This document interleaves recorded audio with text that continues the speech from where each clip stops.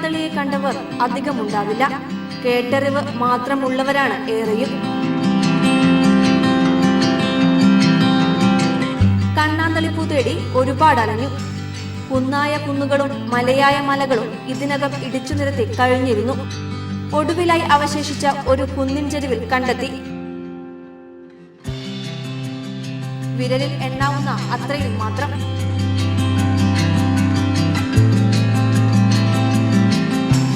ഓണപ്പൂവെന്നും കണ്ണാന്തളിക്ക് പേരുണ്ടായിരുന്നത്രേ.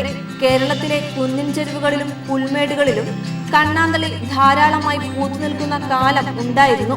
പക്ഷേ ഇപ്പോൾ നാശത്തിന്റെ വക്കിലാണ്.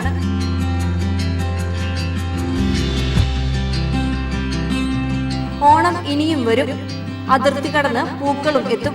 കണ്ണാന്തളി മാത്രം ചില്ലിട്ടുവെച്ച ഓർമ്മചിത്രമായി അവശേഷിക്കുമോ?